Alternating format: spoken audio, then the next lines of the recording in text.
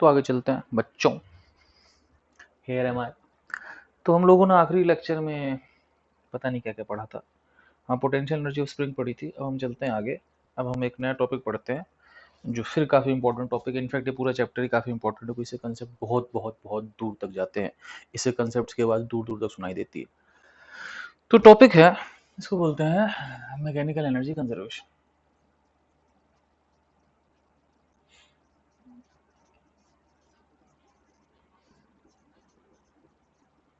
ये conservation of mechanical energy, MEC। अब mechanical energy conservation क्या कहती है मैं समझाता हूँ। ये क्या कहती है, बहुत बात की बात है। पहली बात है कि मैकेनिकल एनर्जी होती क्या है। मैकेनिकल एनर्जी जो है आपको सबको पता है कि काइनेटिक एनर्जी और पोटेंशियल एनर्जी का सम होती है। तो K प्लस यू को बोलते हैं मैकेनिकल एनर्जी। अब ये कंजर्वेशन, मैकेनिकल एनर्जी कंजर्वेशन ये कहता है कि if only conservative forces act, अगर केवल कंजर्वेटिव फोर्स एक्ट करते हैं then mechanical energy is conserve. Conserve मतलब जितनी पहले थी उतनी ही बाद में रहती है। ठीक है। तो अगर केवल कंजर्वेटिव फोर्स लग रहा है तो मैकेनिकल एनर्जी कंजर्व रहती है। तो ऐसा क्यों है, बहुत सिंपल है भाई। Work done is equal to change in kinetic होता है। अब मान लो कि फोर्स केवल कंजर्वेटिव है, तो केवल कंजर्वेटिव फोर्स का वर्क डन, देख मैं ये नहीं कह रहा कि और सारे फोर्स है नहीं, और सारे फोर्स होने दो, लेकिन अगर काम केवल कंजर्वेटिव फोर्स कर रहा है तो मैकेनिकल एनर्जी कंजर्व रहती है। अब W बराबर डेल्टा के, कंजर्वेटिव फोर्स का वर्क डन क्या होगा, माइनस डेल्टा यू होता है कि नहीं। Delta U minus work done में कंजर्वेटिव फोर्स होता है, कंजर्वेटिव फोर्स का work done minus delta U होता है। यहां से आ गया डेल्टा के प्लस डेल्टा यू कितना हो गया, 0। अब डेल्टा के हो जाएगा के final minus K initial, delta U होगा you final minus you initial बराबर 0। इसका मतलब क्या होगा, you initial plus K initial बराबर U final plus K final. अब ये U प्लस के क्या होता है, U प्लस है आपके मैकेनिकल एनर्जी होती है। मतलब जितनी मैकेनिकल एनर्जी शुरू में थी उतनी मैकेनिकल एनर्जी बाद में।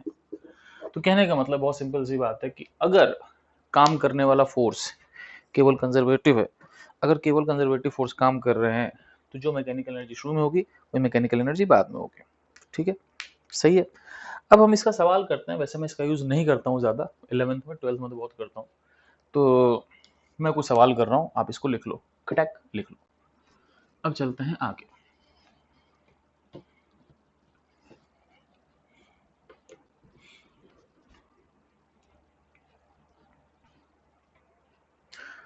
चलो जी, अब हम कुछ सवाल करते हैं। सपोज कि एक चीज को 50 मीटर पर सेकंड से फेंक दिया, कितनी स्पीड से टकराएगा अगर ये 120 मीटर है। ठीक है, तो करना क्या है कि हम यहाँ पर हाइट 0 मान लेते हैं और यहाँ पे gravitational potential energy GP, gravitational potential energy यहाँ पे 0 मान लेते हैं। अब करना क्या है कि इस पर जब तक हवा में रहेगा केवल एक ही फोर्स काम करे। वो फोर्स कौन सा है, mg। और mg कैसा फोर्स है बच्चों, mg है कंजर्वेटिव फोर्स। तो अगर केवल एक ही फोर्स काम कर रहा हो, कंजर्वेटिव है, तो मैकेनिकल एनर्जी कंजर्व कर सकता हूँ। एक्चुअली होता क्या है कि कंजर्वेटिव फोर्स एनर्जी खाता नहीं है, तो इसीलिए जो एनर्जी पहले थी वो एनर्जी बाद में आती है। मतलब अगर काइनेटिक कम होगी तो पोटेंशियल बढ़ जाएगी, काइनेटिक बढ़ेगी तो पोटेंशियल कम हो जाएगी। तो U initial plus K initial बराबर U final plus K final. ठीक है, अब क्या हुआ कि इनिशियल पोटेंशियल एनर्जी होगी mg into 120, initial kinetic energy होगी half m into 50 square, final potential यहाँ पे 0, फाइनल काइनेटिक होगी half m v square. v कितना मुझे पता नहीं, यम यम यम कट गया। अब 120 इंटू जी 1200 हो गया, 50 स्क्वायर हो गया 2500 by 2, 1250 is equal to V square by 2। 1200 plus 1250 कितना हो गया भाई, 2450 आई थिंक। वी स्क्वायर कितना होगा, 2450 का डबल 4900, तो वी कितना हो गया 70 मीटर पर सेकंड। तो 70 मीटर पर सेकंड से टकराएगा। अब बच्चों को छोटी सी एक दिक्कत होती है कि सर यहीं पे जीपी 0 मानना जरूरी है। मैं कहूंगा बिल्कुल नहीं, कहीं मानो यार, आप इस जगह जीपी 0 मान लो। अगर यहाँ पोटेंशियल एनर्जी 0 मानोगे तो उस केस में क्या होगा, यू इनिशियल के इनिशियल बराबर U final plus K final. ठीक है, अब इनिशियल पोटेंशियल 0 होगी, इनिशियल काइनेटिक होगी हाफ m 50 स्क्वायर। ठीक है, अब फाइनल पोटेंशियल आपके पास अब 120 ऊपर होगा तो प्लस mg 120, नीचे है तो माइनस mg 120। ठीक है, और kinetic half m v square. तो यम यम यम का हिसाब हो गया। अब क्या हुआ, अब ये हो गया 50 स्क्वायर बाय 2, तो 50 स्क्वायर होता है 2500 divide by 2, I think 1250 is equal to minus 1200 plus V square by 2। अभी भी हुआ 1250 प्लस 1200, ये हो गया 2450 is equal to V square by 2। तो वी कितना हो गया आपके पास, वी हो गया आपके पास 4900 इंटू 4900 हो गया ना का रूट 70 मीटर पर सेकंड हो गया।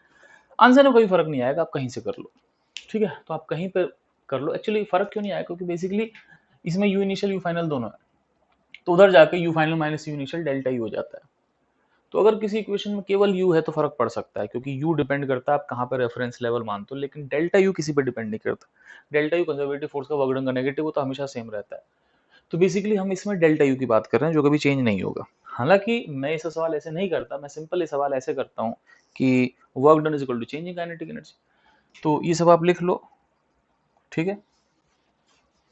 तो मैं इस सवाल को सिंपल ऐसे करता हूँ कि वर्क डन बराबर K final minus K initial. तो एम जी का work done M G 120, K final half M V square minus U square, M कट गया 1200 into 2 2400 is equal to V square minus U square क्या होगा 50 का square कितना होगा 2500, तो वी स्क्वायर कितना हो गया 4900। तो मैं ये सब नहीं करता हूँ, लेकिन कई बार ये सब काम करने पड़ते हैं। कब करने पड़ते हैं, कैसे करने पड़ते हैं, बाद की बात है। तो it's one and the same thing, आप कैसे भी करो, ठीक है। चलो भाई, तो इसको मिटाते हैं और एक और सवाल देखते हैं।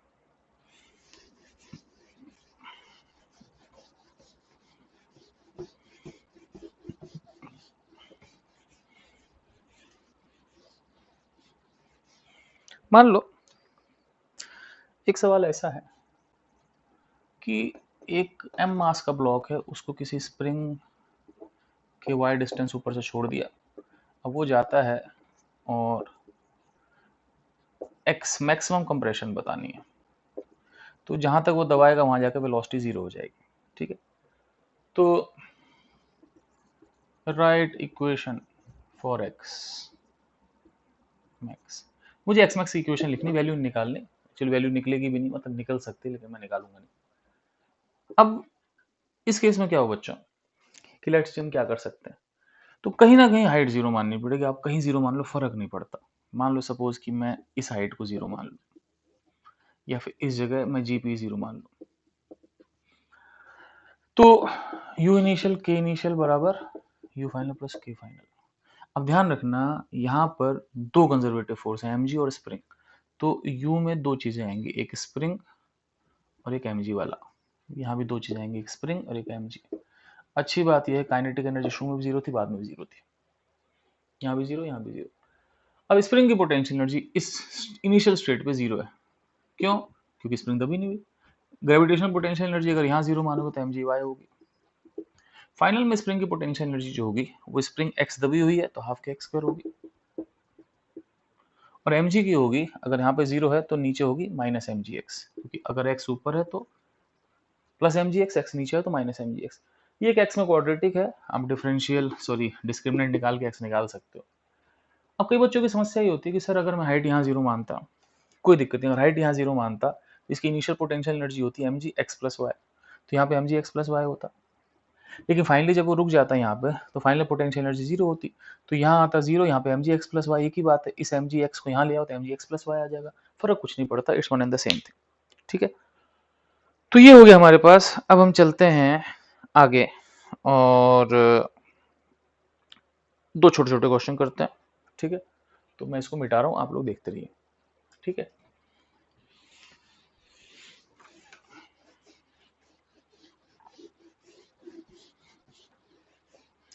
तो दो तीन छोटे छोटे क्वेश्चन करते हैं। मान लो क्वेश्चन ऐसा है पहला, कि एक प्रोजेक्टाइल को 30 डिग्री पे छोड़ो, 30 डिग्री पर, सही। और मान लो कि मेरे से एक ग्राफ पूछा गया है,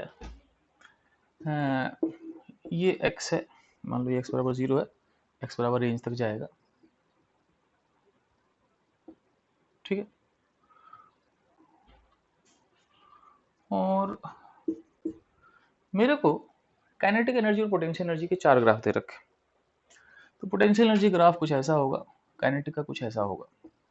एक्चुअली पोटेंशियल एनर्जी हाइट पे डिपेंड करती है, जैसे हाइट होगा वैसे वैसे पोटेंशियल एनर्जी होगा। नहीं, सेम वैसे ग्राफ होगा। mgh होता है तो ये h ही तो है y, तो जहाँ h ज्यादा वहाँ पोटेंशियल एनर्जी ज्यादा, जहाँ h कम पोटेंशियल एनर्जी कम। एक ग्राफ ऐसा दे रखा है, एक ग्राफ ऐसा दे रखा है, ऊपर काइनेटिक है नीचे पोटेंशियल है, ठीक है।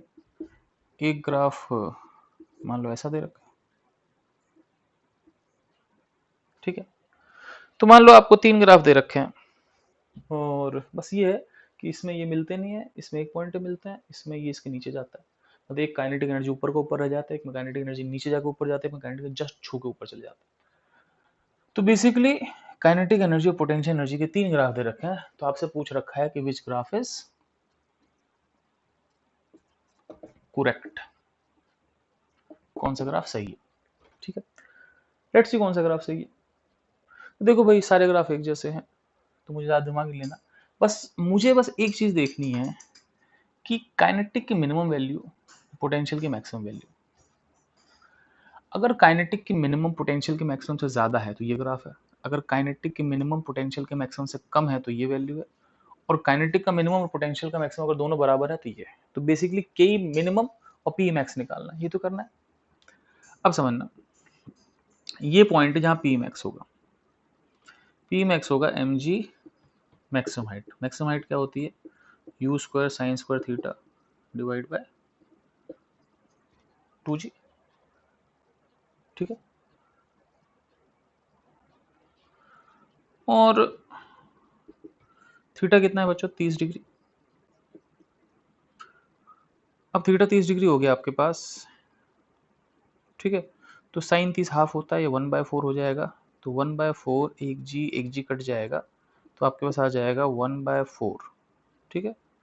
तो 1/8 एम यू स्क्वायर। आप देख लो मैं सही हूँ गलत हूँ, ठीक है।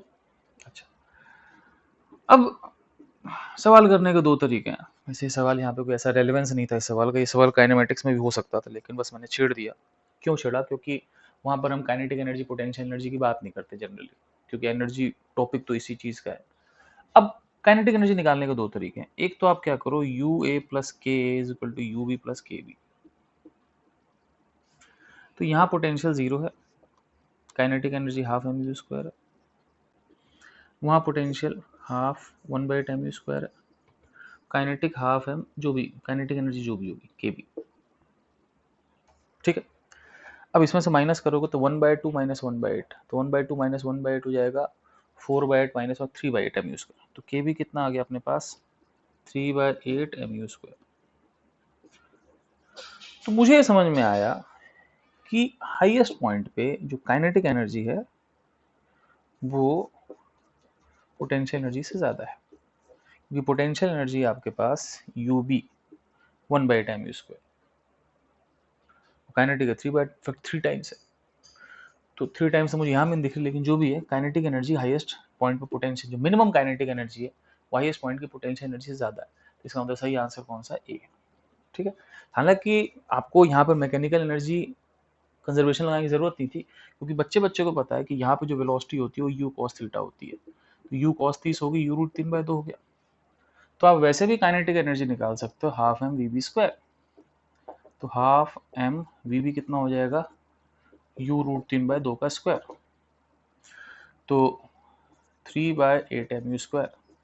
आप पे तब भी आंसर आ जाएगा। तो आंसर तो आप पे तब भी आ जाएगा, उसमें कोई दिक्कत नहीं है। लेकिन भाई मैंने मैकेनिकल एनर्जी पढ़ाई है तो कुछ फायदा दिखना चाहिए ना, तो फायदा दिखाया मैंने आपको, ठीक है बच्चों। अब इसको आप फटाफट लिख लें, आगे चलते हैं। 2 सवाल और करेंगे छोटे छोटे, और फिर 2 सवाल करने के बाद हम लोग इस लेक्चर को खत्म कर देंगे, ठीक है। आप लोग पॉज करके लिख लो, सीक्वेंस देख लो कहाँ से क्या है, कहीं ऐसे ही लिख दो, ऐसे लिखने का कोई मतलब नहीं है। आपको देखना पड़ेगा पहले का, सबसे बेस्ट है साथ साथ लिखते चला करो, हमेशा साथ लिखो पॉज करो, साथ लिखो पॉज करो, सवाल खुद सॉल्व किया करो, दैट्स बेटर। मैं मिटा रहा हूँ।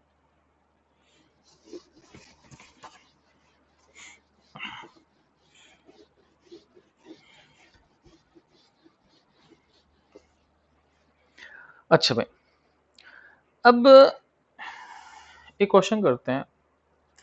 मान लो क्वेश्चन ऐसा है कि a particle starts from origin, मतलब स्टार्ट्स फ्रॉम ओरिजिन का मतलब वहां पर उसकी वेलोसिटी जीरो है, ठीक है ना, फ्रॉम रेस्ट, ठीक है। The potential field, potential field मतलब कुछ नहीं, वो एक ऐसी जगह पे है जहाँ पे कोई कंजर्वेटिव फोर्स है। जैसे मान लो यहाँ पर ग्रेविटेशनल फोर्स है तो यहाँ पे ग्रेविटेशनल फील्ड है, वैसे यहाँ पर अगर कोई और कंजर्वेटिव फोर्स होगा तो जैसे इलेक्ट्रोस्टैटिक फोर्स होगा तो इलेक्ट्रोस्टैटिक फील्ड होगी, वैसे ही एक पोटेंशियल फील्ड है। The potential field energy is, potential field energy is u बराबर एक्स स्क्वायर माइनस 3x, ठीक है। Then kinetic energy at x बराबर 2 इज, x बराबर 2 पे काइनेटिक एनर्जी क्या होगी, ठीक है। अब देखते हैं भाई, अब देखो इस सवाल में क्या दे रखा है कि एक पोटेंशियल फील्ड है, तो पोटेंशियल फील्ड होने का मतलब वहां पर एक कंजर्वेटिव फोर्स है, तो हमें मान के चलेंगे और किसी फोर्स का जिक्र नहीं है, तो केवल एक कंजर्वेटिव फोर्स है, ऐसा मान के चलते हैं। तो यहां पर हम मान के चलेंगे केवल एक कंजर्वेटिव फोर्स है, इसीलिए मेरे पास मैकेनिकल एनर्जी कंजर्व्ड है। इसका मतलब जो मैकेनिकल एनर्जी पहले थी वही मैकेनिकल एनर्जी बाद में, ठीक है। तो पहले का मतलब बेसिकली x बराबर 0 पे, और बाद का मतलब बेसिकली x बराबर 2 पर। अब देखो भाई इस इक्वेशन से चलो, x बराबर 0 पे पोटेंशियल 0, काइनेटिक, और काइनेटिक भी जो होगी वो भी 0 होगी, क्यों, क्योंकि दे रखा है कि it starts from rest, from origin, तो काइनेटिक भी 0। अब x बराबर 2 पे पोटेंशियल, x बराबर 2 पोटेंशियल होगा 2 स्क्वायर माइनस 3 इंटू 2, काइनेटिक होगा जो भी होगा, ठीक है। X square 2 square minus 3x 3 into 2, तो यहाँ से फाइनल काइनेटिक एनर्जी क्या होगी आपके पास, 4 माइनस 6 माइनस दो का क्या हो गया प्लस 2, फाइनल काइनेटिक एनर्जी 2 होगी, काम खत्म, ठीक है। मैं एक सवाल और कर लेता हूँ, ठीक है, फिर इस लेक्चर को दी एंड करते हैं, आप लोग फटाफट छाप लो।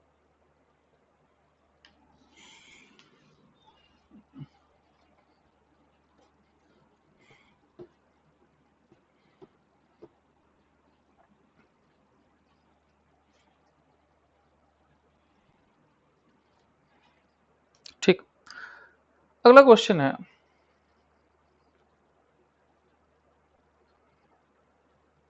मान लो क्वेश्चन है m बराबर 2 kg, ठीक है, has shown p versus x graph, potential energy versus x graph है, ठीक है ना। अब मान लो ऐसा दे रखा है कि इफ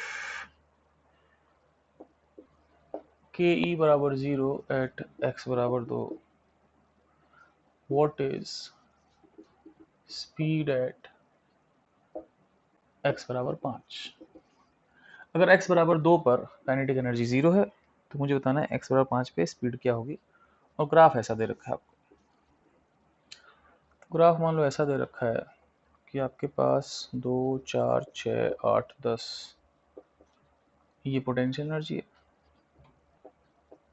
ये मान लो x है, ठीक है, 1 2 3 4 5, ठीक है। और मान लो ये ऐसा मान लो 2 3 4 5 3.5 पे ये यहाँ पर मिल जाता है, और मान लो कि 4.5 तक जाता है, तो मैं इसको थोड़ा नीचे लिख देता हूँ 3.5, ताकि आपको दिखते रहो 4.5 पे ये दोबारा मान लो सपोज 2 हो जाता है,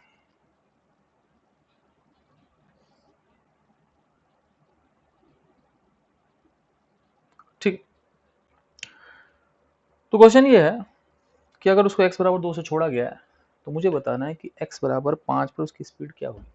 सिंपल सा क्वेश्चन है, करना कुछ नहीं है, करना यही है इसमें कि u इनिशियल मतलब u at 2 plus k at 2 बराबर u at 5 plus k at 5,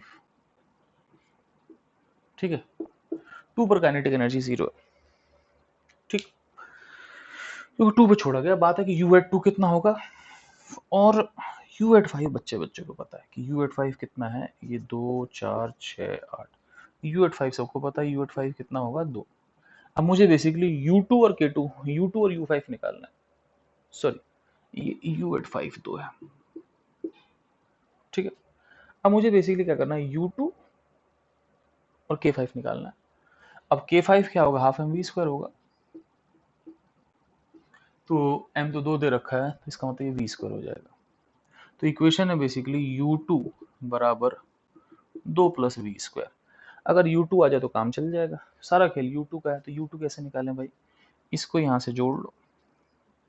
ठीक है, और ये एंगल थीटा है।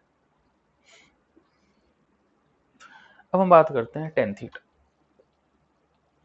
मैं आराम से यहाँ बैठ जाता हूँ। टेन थीटा बराबर, ये मुझे नहीं पता कितना, मैं ऐसे 6 से जोड़ नहीं सकता इसको। मान लो ये y है, y और नीचे कितना है, 2 से 3.5, 1.5। इसमें बड़े में आ जाओ, ऊपर कितना है 10 और नीचे 1 से 3.5, तो 1 से 3.5 हो गया, 3.5 माइनस 1 2.5, तो 10/2.5 कर लो, इसको अलग कर दो ताकि अलग दिखे।